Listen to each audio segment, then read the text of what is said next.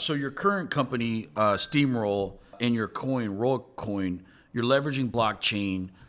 You have your own cryptocurrency. Can you talk a little bit about that in terms of how you're applying blockchain technology? Yeah. So first, before I talk about Rolecoin, I'm gonna talk a little bit about Steamroll. Because for us, the ICO is the icing, it's not the cake. The cake is our company. And so Steamroll, we're a mission-driven company, and we spell it STEAM, ROLE. STEAM is in science, technology, engineering, art, design, and math. And Roll is in role model, because we bring those two things together. And our mission is to help the workforce of the future discover whom they can become and how to get there.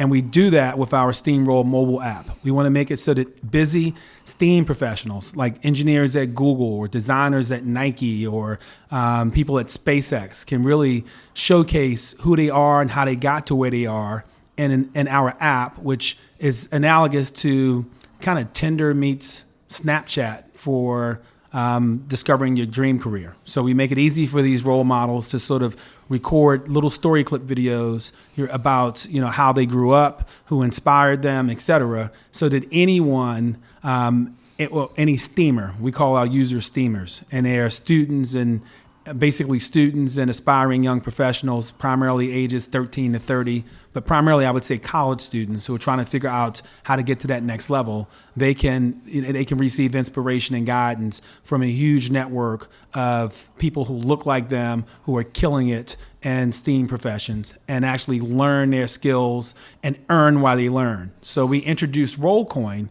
as a cryptocurrency to kind of gamify the experience. So if you're a role model and you're sharing your story via the story clip videos, you are minting Rolecoin. If you're a student and you're following the roadmaps of role models, you are earning Rolecoin while you learn. And so that was part of why we developed Rolecoin. The other piece to that is we realized we could build an economy around the company to tie all the actors in the ecosystem kind of together and to increase the probability of success of Steamroll, quite frankly. A lot of cryptos have been crushed. Bitcoin, Ether, a lot of people have been burned trying to get in on the hot thing. Do you see Bitcoin and Ether recovering in the next 2 years? Oh, absolutely. Yeah. I mean, I tell anybody who gets into the crypto space that this is a long game, not a short game. It's a reason why, despite all the negative press around crypto, that you still hear news that Main Street, Wall Street is getting into the game. It's a reason why Goldman Sachs is buying a crypto exchange. Blockchain technology is here to stay. It's distributed, it's global, and it can't be controlled by any one nation state. It will be volatile because there's lots of FUD being spread about it. Some of it is very active, very accurate, and there needs to be some level of regulation because there are a lot of bad actors. But ultimately, the long-term potential for this technology is unmistakable, and it's not going anywhere. I tell people all the time, it's going to be volatile, but it's volatility on a hockey stick curve. Yeah. Share your thoughts on how decentralization and blockchain could actually help solve some of the problems of inequality. And let's just use Black entrepreneurs for an example in terms of raising capital. Oh, yeah. That's one of the things that really excited me about the whole ICO space in general.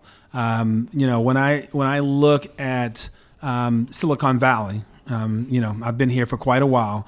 It's almost a self-fulfilling prophecy. If you are an entrepreneur and you're trying to get scale capital, and all the entrepreneurs that are getting scale capital from VCs look a certain way, then of course you're gonna, you fund 1,000 of those guys, you're gonna get a Mark Zuckerberg or Bill Gates out of that, a couple of them. But African Americans have not been successful by and large at raising scale capital, meaning enough capital to really sustain a business and allow a business model to take hold and begin to explode. And the ICO game has the potential of changing that. If you can tap into crowdfunding and incentivize an entire community to get them rallied around your business and investing in your token, and that gets you the scale capital you need, I think you'll begin to see more, Black-led unicorn companies. So yeah, that's super exciting. Can you talk a little bit about the opportunities to tokenize equity where, I don't have to come to Sand Hill Road, I don't have to come to the top VCs, but there's ample liquidity out there to fund my startup? And just in terms of, how you see the applications of blockchain tokenization playing out. Well, I mean, when I think about where we are, we're going through a major shift. I think the first shift was the internet, right? So that's going back about 30 years. The next shift was mobile. And I think this is the third shift, which is decentralization, which is blockchain. And I think in this shift, assets are becoming digital and distributed, right? And liquidity is becoming digital and distributed. So the notion of equity in itself probably begins to change. So for example, I've been an angel investor as well for a long time. And the level of diligence I have to do on an angel investment that's going to be illiquid because I'm going to own equity in this startup is significantly higher than the level of diligence I need to do on an angel investment that's going to be liquid within 4 months. So instead of being locked up for 4 years, like a typical angel investment that I would make on a place like AngelList or in, a young entrepreneur startup, in a tokenized world, in a world of ICOs, I might be locked up for 4 months.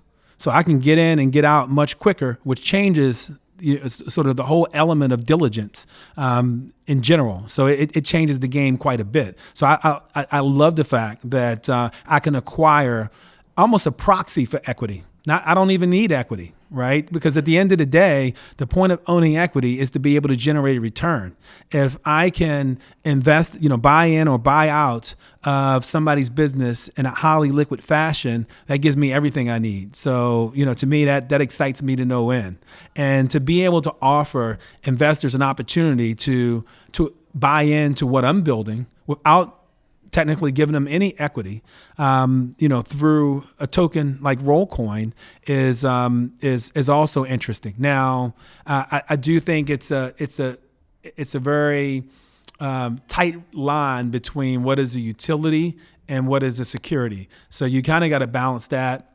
I think a lot of the old models that put assets into one or two of those buckets will have to change, because in some ways tokens are a hybrid. They're a bit of utility and they're also a bit of a security. And until we really get our clear rules around that, everyone's trying to sort of fudge it and protect themselves. But we believe that what we're doing is a utility token, but we're gonna treat it in this country like it's a security.